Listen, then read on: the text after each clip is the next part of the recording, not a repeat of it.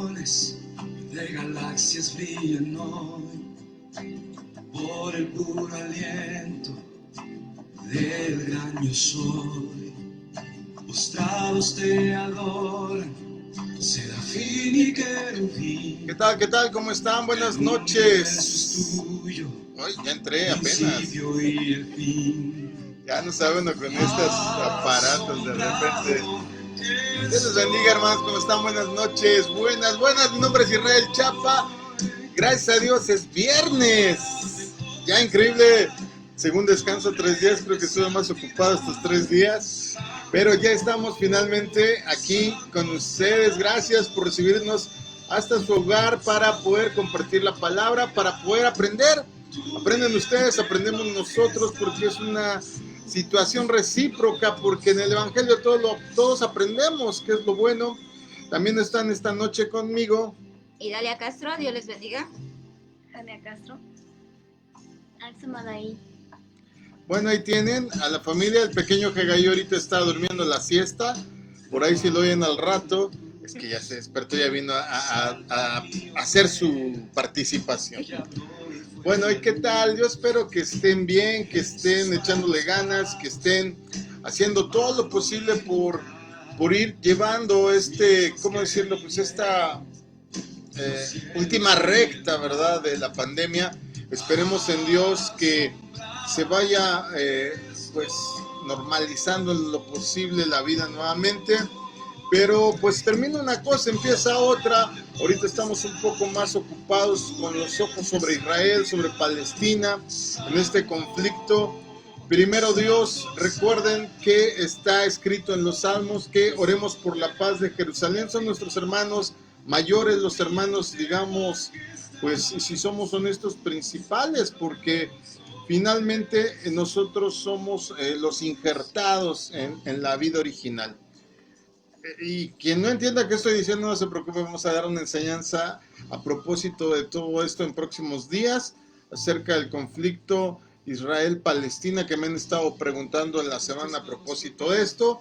Pero hoy es viernes, hoy damos doctrina en el sentido de cosas que normalmente utilizamos en el día a día. Y para quien me preguntó, literalmente cito la pregunta, es ¿en qué plano coloca Jesús a las mujeres? Hoy vamos a hablar de eso. Así es que hoy vamos a hablar de las mujeres. Las mujeres siempre hablan de los hombres, la iglesia va a hablar de las mujeres, pero para ello te damos nuestras redes sociales para que puedas participar con nosotros. Por favor, a mi esposa, a ver. Por Twitter es @masadadulam. Por Facebook es .com/masada.adulam. El número de WhatsApp 55 83 88 20 35 y el de línea directa al 55 76 90 95 89. El email es masadadulam@gmail.com. Recuerda que todo es con minúscula, S de Masada en todas nuestras redes, y por YouTube puedes dejar tus comentarios en Israel Chapa, todo con mayúscula, una sola R. Bueno, ahí tienes nuestros medios electrónicos.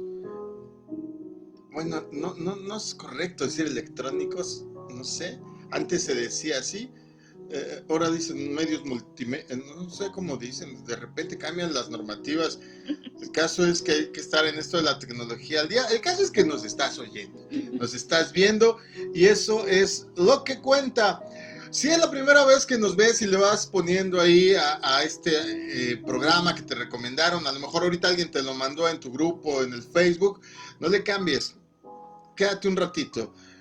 Si bien hablamos de Biblia, hablamos de palabra de Dios, lo que tratamos de hacerlo es de una forma práctica, de una forma no religiosa, de una forma no solemne, sino en un sentido que todos puedan aprender, que aún con que nos hayas visto desde inicio ahorita de cero, puedas entender de lo que estamos hablando, porque finalmente el Señor Jesús hablaba cosas de repente muy profundas, es verdad, pero para aquellos que sabían, a los que no sabían les hacía las cosas más sencillas. Así es que quédate un ratito porque vamos a hablar de qué plano coloca Jesús a las mujeres. Cuando de repente platicamos con otro tipo de personas, sea cual sea su adscripción religiosa, de fe, científica, académica, ¿se han fijado que muchas veces alguna crítica que tienen para nuestro Dios, para las Sagradas Escrituras, es que tienen la idea de que Dios es, ¿cómo decirlo?, un poco misógino? ¿Sí? ¿Sí lo han notado? ¿Alguna vez lo han oído? ¿Que por qué Dios hace menos a las mujeres o cosas de ese tipo? ¿A ti alguna vez te ha comentado alguien algo o te lo ha dado a entender así? No, hasta eso que no. Pero sí, lamentablemente sí he escuchado de otras personas que piensan o mejor dicho, que les han dicho a ellas o a ellos de que sí, esa pregunta de que por qué las mujeres no están tan, ¿cómo decirlo?, tan pronunciadas o contempladas, ¿no? Sí, perdón, contempladas en el ministerio del Evangelio de Cristo. Inclusive hay personas que aún siendo cristianas, dentro de nuestra misma fe, dentro de nuestra misma descripción, que dicen que, por ejemplo, las mujeres no deben de tener ministerio, no pueden ser pastoras y otra sarta de cosas que no quiero ser tan duro hoy con ellos. Pero realmente si pudiéramos leer la Biblia y no como cualquier libro, y alguien ha dicho por ahí, ¿verdad? Es que yo he leído la Biblia 20 veces y no se trata de repeticiones, se trata de comprensión, se trata de asistencia, se trata de conocimiento, sobre todo de teología. Alguien me preguntaba, a ver, usted que es doctor en teología, ¿de qué nos sirve a nosotros la teología si lo que salva es la fe en el Señor Jesucristo? Sí, efectivamente, la fe en el Señor Jesús es la que salva en su sacrificio infinito y súper amoroso de la cruz. Pero si no tienes una correcta teología, no vas a tener una comprensión total de lo que está ocurriendo en toda la narrativa de la Biblia, mucho menos acerca de las cuestiones que tienen que ver en profecía, por ejemplo, o en situaciones tan ¿cómo decirlo?, básicas como en el trato a la mujer en la iglesia. ¿Tú qué crees? Que Jesús, de acuerdo a lo que has leído poco o mucho de la Biblia, Jania, ¿tú crees que el Señor era misógino, era un poco discriminatorio con las mujeres, a propósito de que ahora anda muy de moda eso de las feministas? Pues que yo sepa, no. ¿En qué basas tu amplia experiencia al respecto? Pues yo creo que en el conocimiento, porque pues, por ejemplo, puede haber personas que, bueno, hay muchas que te juzgan sin conocerte, entonces yo creo que sería lo mismo, que pues tal cual no han conocido la historia o no se han tomado el tiempo de averiguar un poco más y pues solo como que dan su punto de vista o como que lo que le cuentan, ¿no? Sí, yo creo que le has dado al clavo al punto, y no solo en este tema, sino en cualquier tema. Muchas veces el problema es el desconocimiento. Job dice algo que es bien interesante. Cuando ha pasado, que muchos no saben ni de qué trata el libro de Job, muchos dicen el libro de los sufrimientos, no, ese es Lamentaciones. Job habla de otra temática, pero sí en este ámbito en donde está sufriendo, y cuando por fin él se da cuenta que lo que él conoce de Dios no era tan profundo ni tan certero como él conocía, como él creía conocer, dicta la frase: de oídas te había oído, mas ahora mis ojos te ven. Es un sentido poético que está diciendo: te conocía por terceras personas, lo que me comentaban, lo que me platicaban, y ahora soy yo quien tengo la cercanía a ti, que puedo constatar quién eres en verdad. Por eso yo no recomiendo mucho. Hay gente que le fascinan los testimonios. A mí no me gustan los testimonios a cada momento. Hay gente que vive de los testimonios.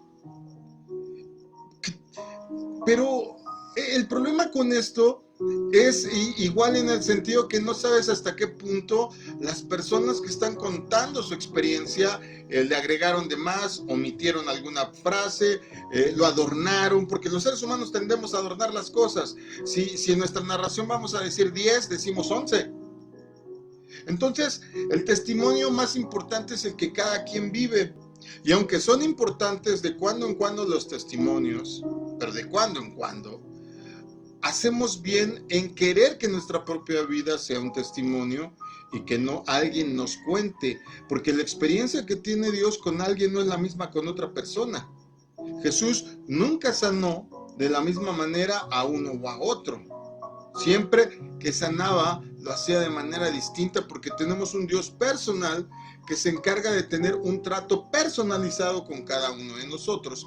Pero en los ámbitos más generales, como el que vamos a tocar en un momento, que es el trato a las mujeres, o en qué plano pone Jesús a las mujeres, que es, digamos, el parámetro que deberíamos de seguir, a veces la gente tiene un desconocimiento total que llama al Antiguo Testamento discriminatorio, a Dios lo llama misógino, que odia a las mujeres, y no es tal. Mira, vamos a hablar de Tom Holland, y no estoy hablando del actor que personifica a Spider-Man, aunque su nombre es sinónimo de otro, ¿verdad? El actor, sino voy a hablar del historiador Tom Holland. Qué chistoso, ¿no? Que se llama igual Spider-Man y un historiador. Pero bueno, son cosas de la vida. Él deja de creer en la Biblia cuando era niño. Él nace en una familia cristiana, pero algo pasó y este historiador deja de creer en la Biblia cuando era niño.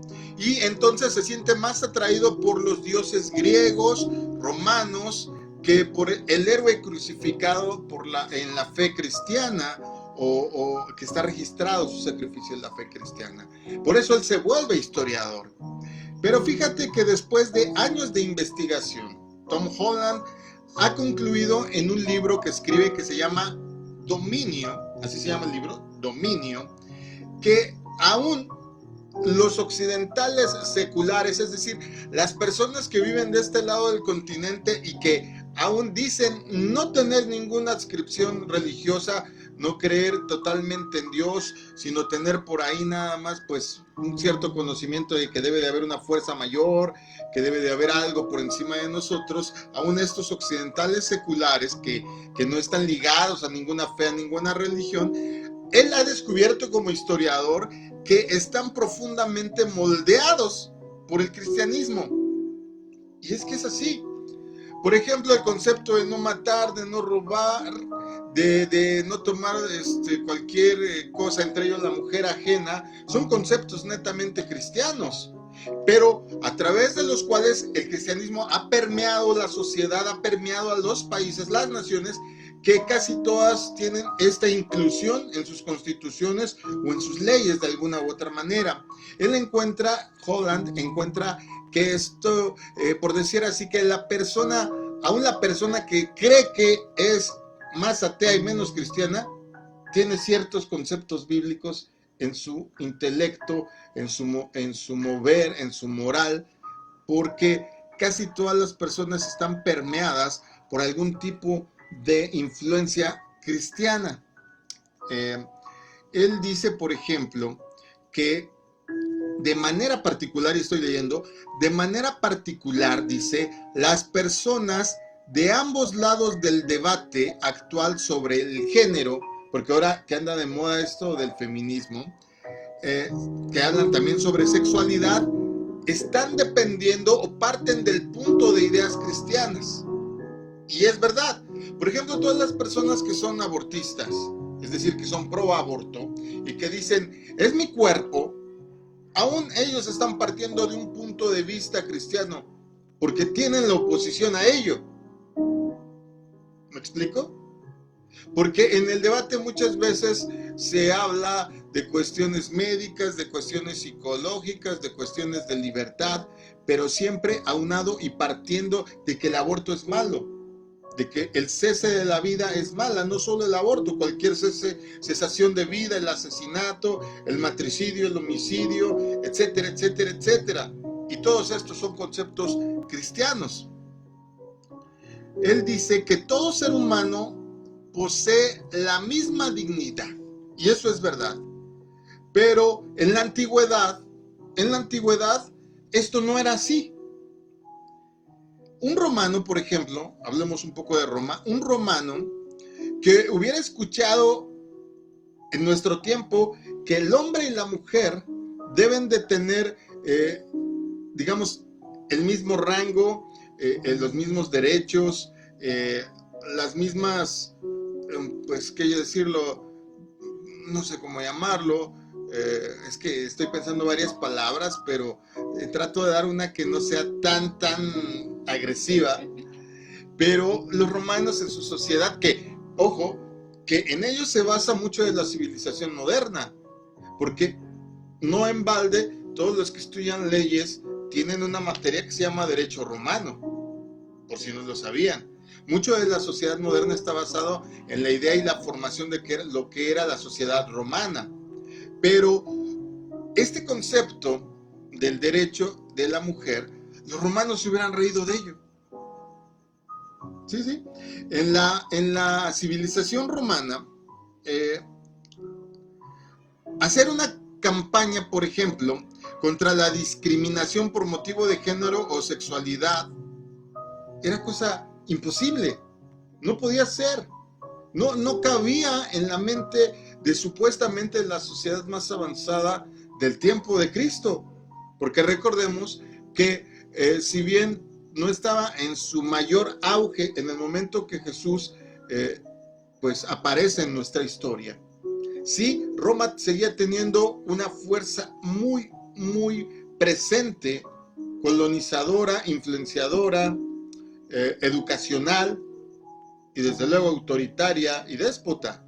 Pero Roma era la panacea de la civilización en ese momento. Entonces, pensar que hubiera un grupo de mujeres o hubiera un debate aún en el Senado romano en donde se dijera, ¿verdad?, que la discriminación de género hacia la mujer estaba fuera de lugar, era irrisible.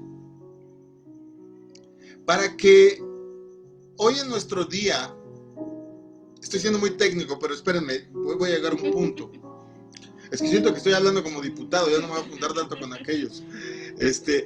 Cuando pensamos en esto, nuestras leyes, pensamos en las leyes en México. ¿Por qué, por ejemplo, hace no mucho tiempo está aprobado el aborto? Porque tuvo que juntarse un cierto número de personas que compartan este pensamiento en común para impulsar estas leyes. Entonces ya no estamos partiendo de justicia, estamos partiendo de que la mayoría piensan que eso debería de ser lo correcto. Entonces, los orígenes de este principio del valor de la mujer o de la igualdad de la mujer no son o no es un tema que haya surgido, por ejemplo, en los grandes movimientos sociales actuales. Muchas veces se piensa que la Revolución Francesa fue donde fue el originador de que la mujer tomara lugar, de que la mujer ocupara posición privilegiada o por lo menos equiparable en cuanto al hombre en cuestión de sociedad. Perdón, tampoco fue en la Declaración de Independencia de ningún país en donde se origina este pensamiento de la valía, de la igualdad y de la equidad de la mujer. No. Se origina en la misma Biblia. Pero, si las personas no la leen, enséñame tu Biblia.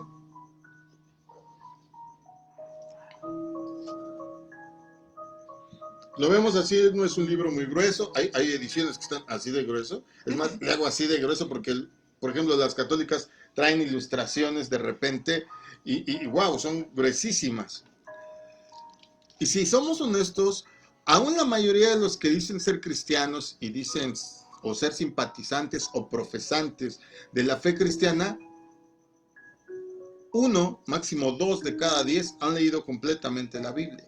Entonces, hablamos desde el desconocimiento. Ahora imaginemos las personas que no pertenecen a la fe. Pues parten todavía de un desconocimiento aún mayor. ¿Cuándo surge entonces este pensamiento de la equidad de género, de la equidad entre hombres y mujeres que tienen el mismo valor? No surge en la Revolución Francesa, no surge en la Declaración de Independencia de ningún país, por mucho que ahora las contengan casi todos, sino el movimiento originador de todo esto es la Biblia. Acabo de decir que hasta hace un momento que la sociedad más avanzada del tiempo antiguo, la romana, no consideraban a las mujeres como ni siquiera como un ser igual al hombre. Es más, no la ponían ni en un estatus siquiera de ser, va a sonar feo, por eso yo buscaba las palabras hace un rato, de ser un ser humano. La mujer tenía un rango abajito de ser humano. En serio. Algo así como lo que sucedió en Estados Unidos cuando trajeron a todas esas personas de color a trabajar en los campos, que no eran consideradas humanas, eran consideradas casi animales en el concepto de su razonamiento. Entonces, ¿por qué estoy diciendo este asunto de que en realidad, contrario a lo que la gente piensa, nuestro Señor es el originador de la equidad del género femenino? Mira, en el pensamiento griego, por ejemplo, los hombres eran superiores a las mujeres y el sexo era una manera de demostrarlo. Así como en las ciudades capturadas se quedaban ellos con las espadas, con las posesiones, así también los cuerpos de las mujeres que fueron tomadas, por eso se llevaban a las mujeres y eran usadas sexualmente por el hombre en su momento griego y después romano, como escribe este historiador Holland, que es muy interesante leer la obra de Tom Holland, por el hecho tan solo de ser conquistado, ya adquirías un rango inferior. Y si eras mujer, todavía un rango, perdón lo que voy a decir, pero esto es real, de objeto. Una mujer para ellos valía lo mismo que mi vaso, que mi casa, que mi auto, es decir, eran objetos. Y por el hecho de ser conquistados, más. Y en el sentido de que a veces leemos por ahí en la historia que tenían sus bacanales, que tenían los romanos y los griegos sus reuniones de orgías, y que inclusive tomaban a las esclavas como esclavas sexuales, era porque ellos consideraban que era parte del botín que habían obtenido por el derecho de ser ellos superiores. Qué terrible, ¿no? Porque hay mucha gente que dice, no, sobre todo los que viajan a Italia y van a visitar el Coliseo y ven estas grandes construcciones en Grecia, el Partenón, y dicen, ay, cómo me hubiera gustado vivir en esta época. Aguas, porque si eras mujer no te convenía. Tenías un estatus, un rango mucho menor. Ahora, en Roma los hombres, pues desde luego como heredan la cultura, como heredan la civilización, porque los romanos, en vez de tener, digamos, sus propias raíces, toman todo lo del imperio griego, inclusive sus dioses, solo les cambian de nombre. No vacilaron en usar a las esclavas y prostitutas para aliviar sus deseos sexuales, de la misma manera en que no lo hicieron para, si iban en un camino, hacerse a un lado y ahí hacer sus necesidades. No había pudor, no había ay, me están viendo, sino ellos consideraban que era su derecho usar a las mujeres como objeto y sobre todo como objeto sexual. Esto es increíble, pero así era. La idea de que toda mujer tiene derecho a elegir lo que haga con su cuerpo era ridícula. Es más, ahí sí tú no podías ir ni a la esquina y, oye, voy por un gansito. Nada. Ellas no podían decidir ni qué se iba a comer. Todo tenía que estar supeditado a la orden del varón. ¿Qué pasa? Notemos eso. Por eso hice tanto énfasis en esto. No te preocupes, el principio fue así, pero ahorita ya me vas a entender clarito. Tenía que establecer el precedente. Y contrario a lo que la sociedad más avanzada de su tiempo hacía, el cristianismo desecha ese modelo. En lugar de ser vistas como inferiores a los hombres, las mujeres eran vistas igualmente creadas a imagen de Dios. En lugar de tener libertad de usar esclavos y prostitutas de cualquier sexo como los romanos, se esperaba que los hombres que creían en Dios fueran fieles a sus esposas. O si eran solteros, que fueran célibes, es decir, que no tuvieran relaciones sexuales hasta que llegaran al matrimonio. Al contrario de las prácticas romanas, a las mujeres, bueno, voy a llegar a ese punto. Hay una serie Hay una serie en una cadena norteamericana que es muy, muy popular, que es The Handmaid's Tale, o en español, El cuento de la criada, en el que se establece el derrocamiento de la sociedad como la conocemos, supuestamente en esta historia, que finalmente es un libro, una serie de libros, y la volvieron serie, va más adelante en el tiempo y la sociedad se tambalea, la sociedad se tiene que reestructurar, y entonces vuelven en muchos sentidos estas viejas prácticas romanas.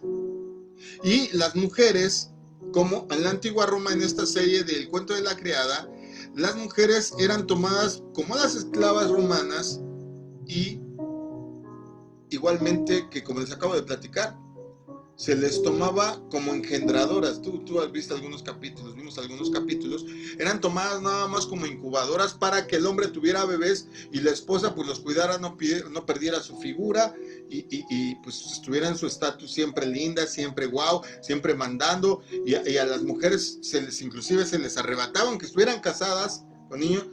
Y este cuento de la criada es una versión apocalíptica de lo que, según el autor, entiende que podría ocurrir más adelante.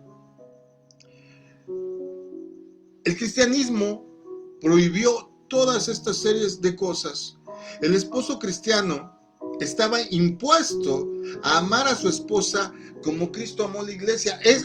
Imagínense, te estoy hablando de todo lo que pasaba en el Imperio Romano, cómo eran tomadas las cosas. Bueno, tenía más derecho el perro que tú como mujer en esa casa. Imagínense que en esa época, de repente, Pablo habla de lo siguiente en Efesios 5:25. Amén. Esposos, amen a sus esposas, así como Cristo amó a la iglesia y se entregó por ella. El esposo cristiano, contrario del romano, contrario del supuesto avanzado civilizado romano, estaba impuesto a amar a su esposa, a tratarla, ¿verdad?, con amor, como Cristo amó a la iglesia. Dice Pablo, la relativa debilidad del cuerpo de una mujer no era licencia para el dominio. Ojo, la Biblia lo dice, la aparente o relativa debilidad física de una mujer no es licencia para que el hombre exija un dominio sobre ella exacerbado, sino es una razón, de acuerdo a la Biblia lo dice, es una razón para mostrar su honor como heredera de la gracia, como dice la primera carta de Pedro, capítulo 3, verso 7. De igual manera, ustedes, esposos, sean comprensivos en su vida conyugal, tratando cada uno a su esposa con respeto, ya que como mujer es más delicada y ambos son herederos del grato don de la vida, así nada estorbará las oraciones de ustedes. Mientras que los romanos, en las familias romanos, casaban a las hijas muy, muy joven. Tú ya estarías vieja ahorita, ya estarías pasándote. Ya diríamos, se te fue el tren, el camión, el avión y todo. Tania, ¿cuántos años tienes? 16. No, ya estarías vieja en la sociedad romana. Los romanos casaban a sus hijas muy, muy jóvenes, casi siendo niñas. A diferencia del cristianismo, que decimos, sí, eran jóvenes, sí, en realidad sí, pero recordemos que no eran pubertas tal cual. Ya venían entrando en madurez. Se calcula que, por ejemplo, María, entre 16 y 17 años tenía cuando se comprometió en matrimonio con José.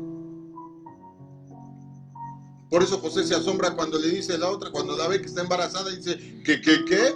Y miren, y ya sabemos la historia, José quiso dejarla en secreto para que pues no fuera apedreada, que era la ley en ese momento. Por ejemplo, otro caso así que puedo mencionar, una mujer cuyo esposo había muerto, en la sociedad romana no podía permanecer soltera, tenía que casarla otra vez. En la sociedad cristiana podía permanecer soltera o no, era su elección. Era libre para casarse con quien quisiera o para quedarse célibe de ahí en adelante. Bueno, célibe no sé si es el término adecuado, pero ya no tener relaciones íntimas con nadie por decisión. Primero a los Corintios 7, 39 y 40 dice: La mujer está ligada a su esposo mientras él vive, pero si el esposo muere, ella queda libre para casarse con quien quiera, con tal de que sea en el Señor. En mi opinión, ella será más feliz si no se casa, y yo creo que yo también tengo el Espíritu de Dios. A ver, pensemos. Somos israelíes, o israelitas, o hebreos, da igual, es lo mismo. Estamos en esta época en donde el Imperio Romano está ocupando muchos países, está imponiendo su filosofía, su cultura, su educación, sus dioses, su sistema de gobierno y desde luego su sistema del trato con las mujeres. Las mujeres que nacían judías entendían que eran diferentes y que no tenían por qué acatar la ley romana en este sentido de prácticas, ¿verdad? Pero por ejemplo, cuando leemos y vamos más adelante y vemos algunas mujeres en la Biblia que nos narra que no eran judías, o no les causa extrañeza porque la mamá de Timoteo no era judía, o si era judía. Para empezar, Timoteo no es ni siquiera un nombre hebreo, es griego. Y vemos la narración de otras mujeres, cómo fueron allegándose al grupo de Jesús, siendo griegas, siendo romanas, o inclusive la misma Sirofenicia. Es porque, a diferencia de lo que estaba ocurriendo con la sociedad de su tiempo, Jesús abre el abanico para las mujeres. Y no solo les dice, venga, las recibimos, sino las pone al mismo estatus, al mismo nivel que el hombre. ¡Wow! Si alguna vez nos hemos preguntado por qué hay más mujeres que hombres en las congregaciones cristianas, esta es una buena respuesta. Porque a lo mejor lo que no viven en una sexual opresora o en una familia que la reprime, sí lo puede vivir en la iglesia de Cristo. ¿Se han fijado que hay más mujeres que hombres siempre en las congregaciones? Yo asumo que mucho es por esta misma razón.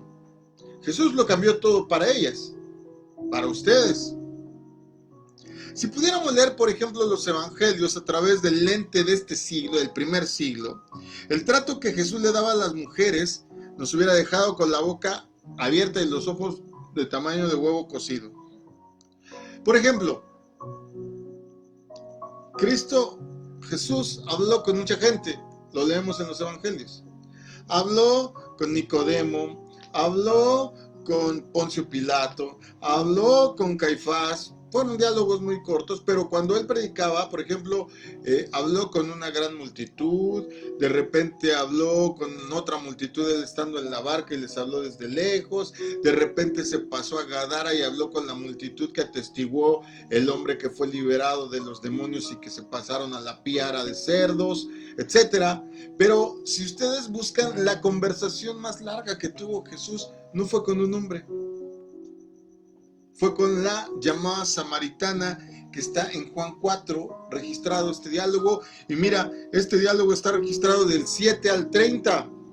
Cuenta el número de versículos que ocupan para describir esta conversación. Y no fue un incidente aislado. Jesús repetidamente daba la bienvenida a mujeres despreciadas por sus contemporáneos. Mira, por ejemplo, en una oportunidad estaba cenando en la casa de un fariseo cuando una mujer pecadora se presentó de sorpresa, le lloró a los pies, lo secó con sus cabellos, los besó. El fariseo que era el anfitrión estaba... ¡ay! Ya se quería arrancar las vestiduras, ¿verdad? ¿Cómo? ¿Qué hizo Jesús?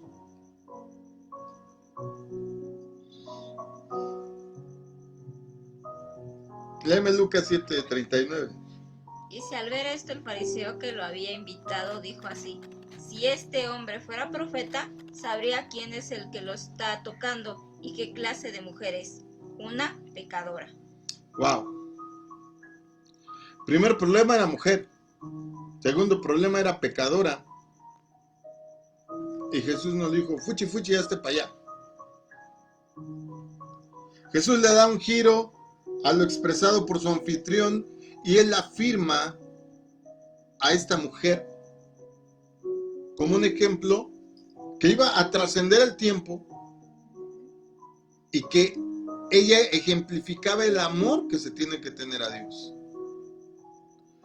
Más adelante lo podemos leer ahí en Lucas 7, toda la historia. Él da la bienvenida a las mujeres despreciadas, aún a los pecadores sexuales, pero también a las inmundas. La Biblia dice en Levítico que había muchas cosas para declarar a alguien inmundo, desde tener menstruación, desde tener alguna enfermedad, desde tener lepra, desde ser alguien que tuvo un hijo y tenía que guardar cierto periodo, desde que a lo mejor había enviudado y pues por ahí algo pasó. Había muchas cosas para declarar a una mujer inmunda. Por ejemplo, Jesús, ¿se acuerdan de esta otra historia? Donde iba a sanar a una niña de 12 años cuando una mujer se le atraviesa que tenía precisamente esos mismos 12 años con sangrado menstrual. Esa enfermedad era sobrenatural. Una mujer que tenga sangrado de más de 20 días ya está súper hiperanémica. Ahora, un mes, wow, le tienen que hacer transfusiones. 12 años, bendito el Señor. Y ella tenía tanta fe que ya sabemos la historia. Ella decía, si tan solo yo pudiera tocar sus alas. ¿Qué? No dice así. ¿Sus alas? Pásame una bufanda, amada, ahí que tenga barbitas ahí de mi cajón. Ahora les voy a enseñar algo de esa narración. Córrele porque se me va la inspiración.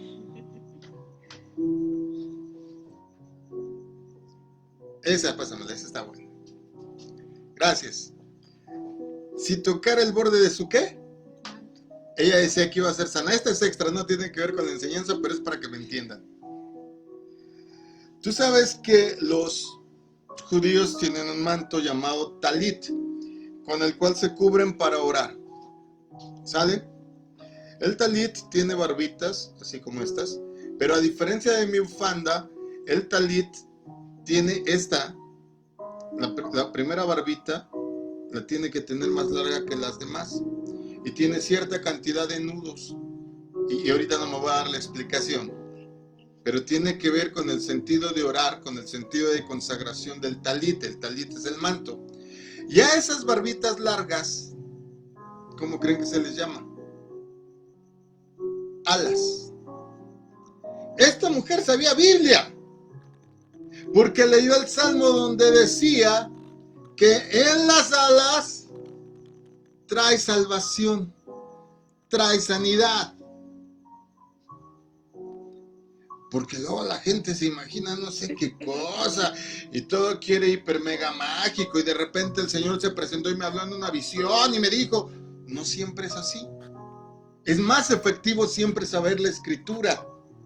Si tú sabes la Escritura, los secretos y las revelaciones las tienes frescas. No necesitas de una interpretación mágica o mítica. ¿Sabes qué significa?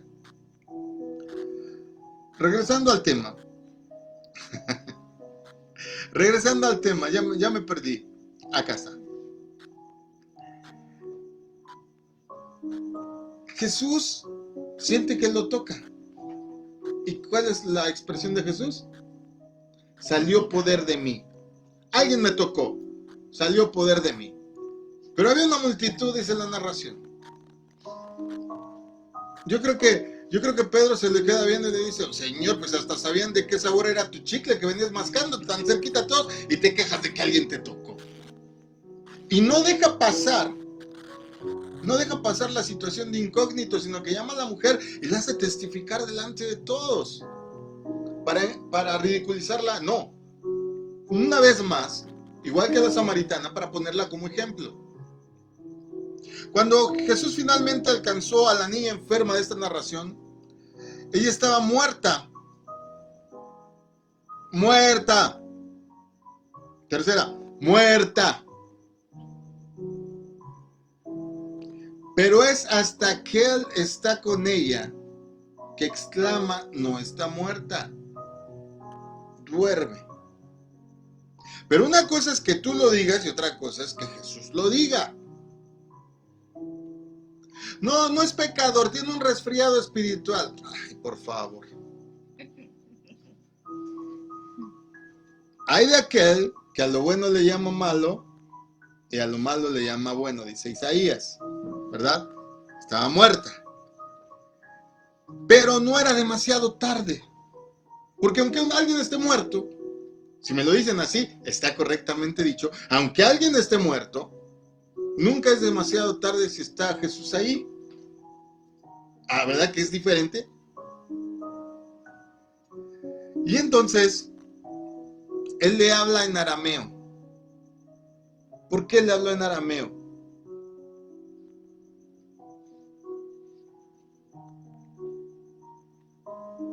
Talita Kumi. Fue lo que le dijo. Talita Kumi. Niña, levántate. Despiértate. Actívate. Es lo que quiere decir. ¿Saben por qué le habló en arameo? Porque era la lengua de la niña. Dios te va a hablar en tu idioma. Y aquí estoy haciendo como 10 prédicas al mismo tiempo. Pero lo amerita. Dios te va a hablar en tu idioma. Y si tu idioma es violento, te va a hablar con violencia. Si tu idioma es la necedad, te va a hablar a través de la necedad. Si tu idioma es ser racional, te va a hablar con razonamiento. Ojo, no nos confundamos. Dios perdona, pero nunca frena las consecuencias. Para que aprendas en tu idioma lo que hiciste. Aquí en este caso, pues la niña no hizo nada, simplemente, pues no se especifica por qué muere, pero Él le dice, niña, a ti te digo, Talita Kumi, levántate. ¿Y qué hizo ella? Y como diría la canción de esa viejita, ¿y qué es lo que pasó? Que se levantó. Bueno, les ahorro la cita, Marcos 5:41. Ya sean, fíjate, ya voy acabando, ya sean, bueno, no voy acabando, voy como en la recta final. Ya sean niñas o prostitutas, extranjeras o despreciadas, mujeres contaminadas por sangre menstrual o lo que sea, solteras, casadas, enfermas, discapacitadas como la de Mateo, esa sí léemela, Mateo 8:14 al 16. Dice, cuando Jesús entró en casa de Pedro, vio a la suegra de este en cama, con fiebre. Le tocó la mano y la fiebre se le quitó. Luego ella se levantó y comenzó a servirle. Al atardecer le llevaron muchos endemoniados. Sí, le llevaron muchos endemoniados. Y con una sola palabra expulsó a los espíritus y sanó a todos los enfermos. Ok. Como sea.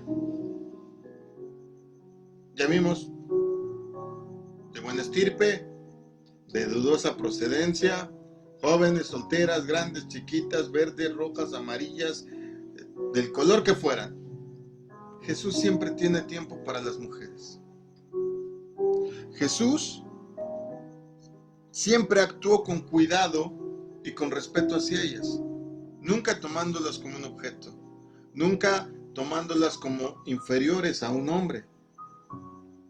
Para todos aquellos que dicen o tildan a la Biblia de machista, no existe tal cosa. Y quien lo diga, lo dice por desconocimiento. Y aún hay cristianos, vuelvo a repetir, que lo creen. No, es mujer, no puede. ¿Por qué no va a poder? ¿Dónde dice que no puede? Y se basan mucho, por ejemplo, en esa cita de Pablo, donde a la mujer no le permito hablar en la congregación. Pero se lee en ese versículo y no se lee en todo el contexto. Es en el sentido de que si vas a hablar, no hables para chismorrear, no hables para murmurar, no hables para ser inconveniente. No en el sentido que no hable literalmente. Volvemos al lenguaje original. Por eso son tan importantes los lenguajes originales. Hebreo, arameo, griego. Bueno, arameo, hoy dijimos una en arameo. Son pocas las palabras en arameo.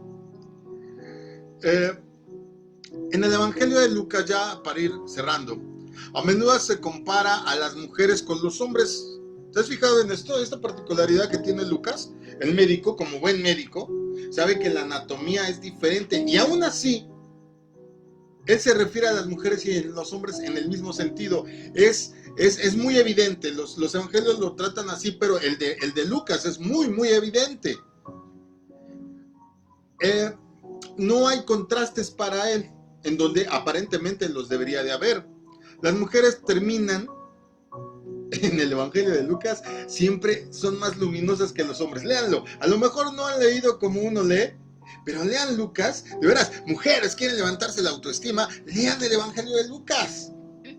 Siempre terminan mejor que los hombres. Pero tal estuvo así. Y cuando lees el testimonio de las mujeres, dices, wow. Wow. Las mujeres deberían de amar a Lucas, el médico amado. Las evidencia con la capacidad y la luminosidad que Dios las ve. Esto es increíble. En los 4 evangelios, las mujeres son las primeras en presenciar la resurrección. Aunque el testimonio de las mujeres no había sido considerado convincente en el momento. ¿Recuerdan?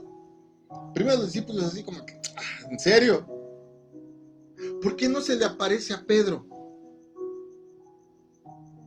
¿Por qué no se le aparece a Juan? ¿Por qué Jesús después de resucitar no se le aparece a Santiago?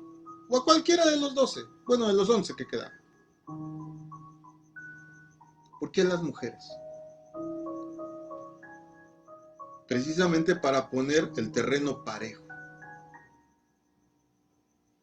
Durante muchos años los hombres habían tenido la preeminencia y al él presentárselo a las mujeres les dice, hey, está bien, ustedes tienen cierto ranguito más de autoridad, no de valor, no de privilegio, solo de autoridad. Y eso es tantito nada más, porque también ustedes son un vaso más frágil. Perdón la garganta, la traigo hecha añicos. Entonces, imagínense el testimonio de las mujeres. Qué peligrosa jugada se avienta ahí Jesús. ¿Quién les iba a creer? Pero cuando constatan que es verdadero el testimonio de ellas, dice uno, wow. Solo que seas muy obtuso o muy estúpido, dirías, ay, ¿y por qué a ellas y no a mí? Porque aún así, seguramente hay gente que cuando ve a alguien que es mujer crecer en la vida ministerial, en la vida espiritual, hay gente obtusa que igual, y hasta el día de hoy hay gente que dice, no, pero la mujer, ¿por qué? Y esa fue directa. Y si esto me cuesta que muchos ya no me vean, amén. Voy acabando ahora sí.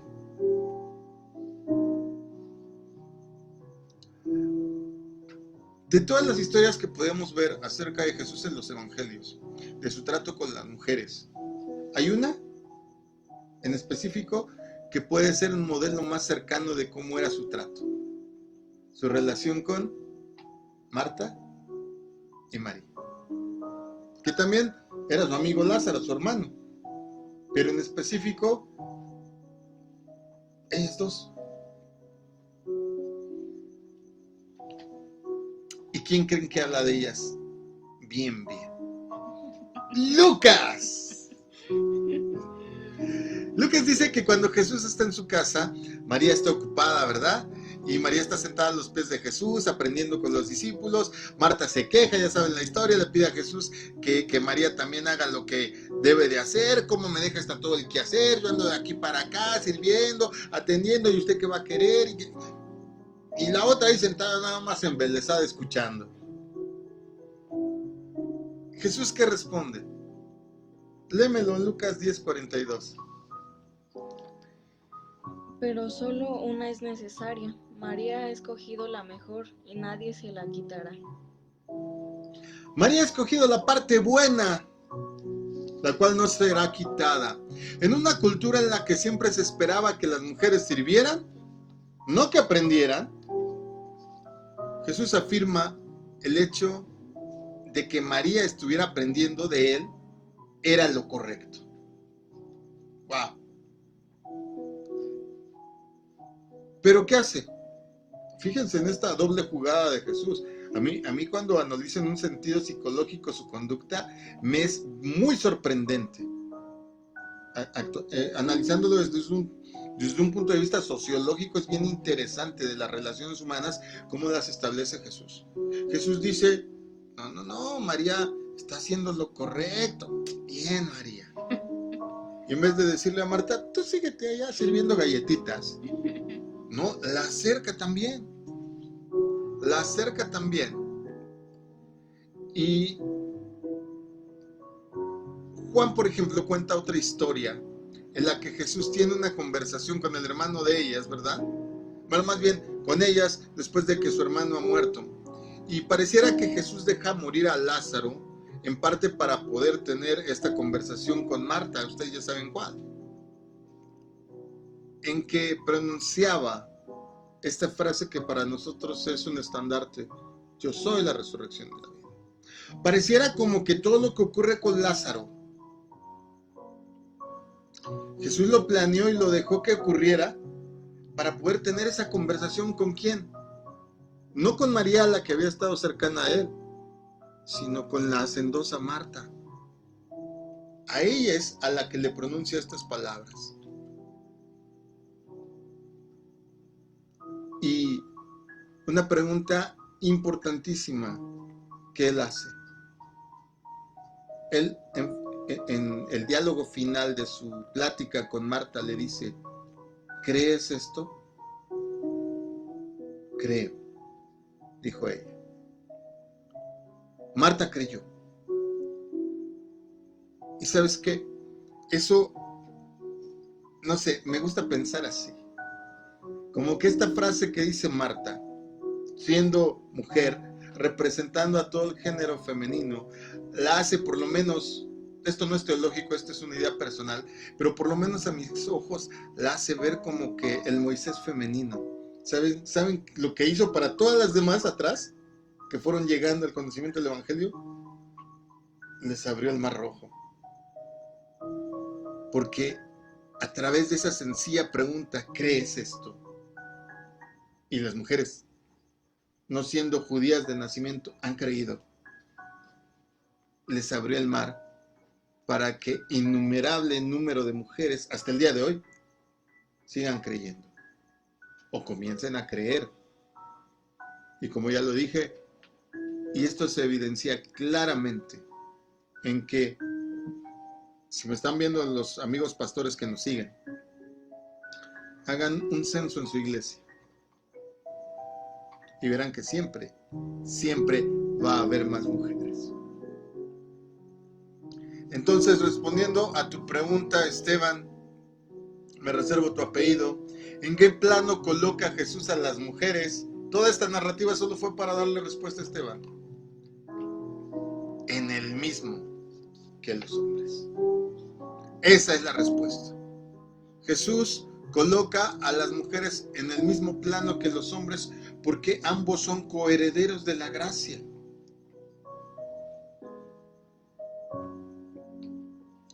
Así es que no sé cómo decirlo sin que suene a desafío, pero amados hermanos de las demás congregaciones que a lo mejor no están tan de acuerdo con lo que se acaba de decir, yo los desafío a que les den lugar, a que les den la oportunidad, a que les den el valor, a que les den ministerio. Y entonces verás lo que Dios puede hacer con esas iglesias, porque estamos llamados a eso, hombres y mujeres. Yo espero que esto nos abra un poquito los ojos. Y a quien me preguntó también qué onda, que cómo se llamaba el libro de Tom Holland. Se llama Spider-Man Vuelta a Casa. No, ese Tom Holland dijimos que no. Se llama Dominio, del historiador Tom Holland. Léanlo, es un muy buen libro. Bueno, pues así ya llegamos al final. Yo espero que, aunque hoy sí fue un poco técnica la plática, porque más que nada había que establecer el parámetro de en qué momento se escriben estas cosas. Pues habría que entender el sistema político y sociológico del Imperio Romano y entender cómo Cristo viene y ¡pum!, hace pedazos. Aún el propio sistema judaico de ese momento, en donde se les relegaba un poco. Si bien estaban por encima de los romanos, también se les relegaba un poco. Y ahora, para muestra un botón, hay excelentes pastoras, excelentes profetisas, excelentes maestras, excelentes evangelistas, muy buenas. Y por lo menos yo reconozco el ministerio de muchas de ellas que han sido de gran bendición hasta el día de hoy. Joyce Meyers, por decir alguna de las más conocidas actualmente. Pues mi nombre es Israel Chapo, yo espero que hayas sido bendecido con esto. Si tienes alguna duda, pregunta, inclusive un punto de desacuerdo, escríbenos, ahí están nuestras redes sociales. Estuvieron también mi esposa. Idalia Castro. También mi sobrina. Tania Castro. También, ahora sí ya despertó. Ay, Chapatato. Ahí está. Y también estuvo mi hija. Axamadai. Bueno, esperamos que te haya sido de bendición el programa. Esperamos realmente que si eres mujer esto te impulse, te aliente, te motive. Y si tienes una autoestima baja, léete Lucas. Hazte el propósito de leerte todo el Evangelio de Lucas y yo te aseguro que te va a dejar un sabor de boca increíble, porque pues de todos Lucas era el preparado académicamente. Entonces siempre tener un cierto grado de estudio como que nos abre el panorama, ¿verdad? Bueno, pues así te dejamos por esta noche, pero el día de mañana tenemos enseñanza de jóvenes.